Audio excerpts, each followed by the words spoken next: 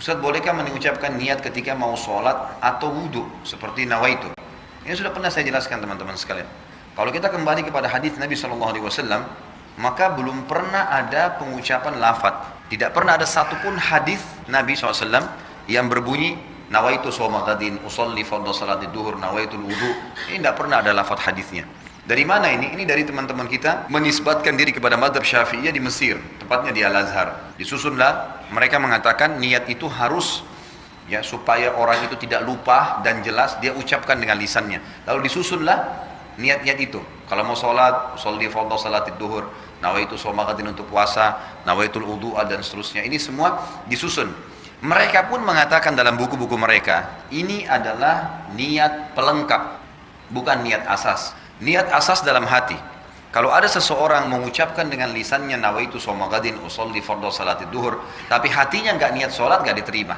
Tapi kalau ada orang niat dalam hatinya memang mau sholat duhur dan dia lupa ucapkan usolli fardhu salatid duhur, diterima sholatnya karena asas niat adalah hati. Ini pendapat yang menisbatkan diri kepada Syafi'iyah, adanya niat dengan lisan tapi itu pelengkap, bukan itu asas. Bukan itu asas gitu kan. Kalau jumhur ulama, Imam Ahmad, Imam Malik, Imam Abu Hanifah mengatakan tidak ada niat kecuali dalam hati. Seperti contoh, Bapak Ibu tadi mau sholat Isya, begitu iqamah kita berdiri di shaf. Bukankah dalam hati kita sudah niat mau sholat Isya? Kan tidak mungkin sholat maghrib, tidak mungkin sholat subuh, tidak mungkin. Sama pada saat kita berdiri di shaf belakang jadi makmum, ada imam, kita di belakang. Bukankah sudah niat jadi makmum? Bukankah tadi imam kita pada saat maju di tempat imamnya dia sudah niat mau jadi imam dalam hatinya? Ya itulah niat sholat. Dia tidak perlu mengatakan makmuman, imaman. Yang sudah jelas dia jadi makmum dia. Sudah jelas-jelas dia begini. Dia mau sholat duha. Dia berdiri mau sholat duha. Tidak mungkin dia niat sholat duhur.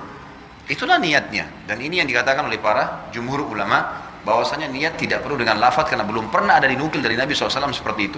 Satu-satunya yang disebutkan dan didengarkan oleh para sahabat. Itu adalah waktu Nabi SAW menyebutkan niat haji dan umrohnya. Itu pun ada sebagian ulama yang mengatakan itu bukan niatnya. Itu termasuk dalam talbiyahnya. Dia bilang mengatakan labbaik Allahumma umratan.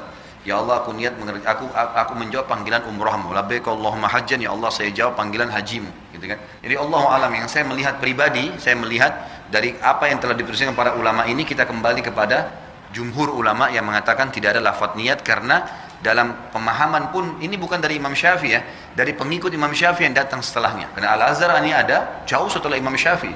Jauh. Imam Syafi'i tahun berapa? Tahun 204 meninggal dunia, gitu kan. Sementara Al-Azhar ini ada tahun berapa gitu. Jadi sudah jauh. Makanya datang pengikut-pengikut yang menisbatkan diri lalu kemudian memasukkan dalam sebuah madhab. Allahu a'lam.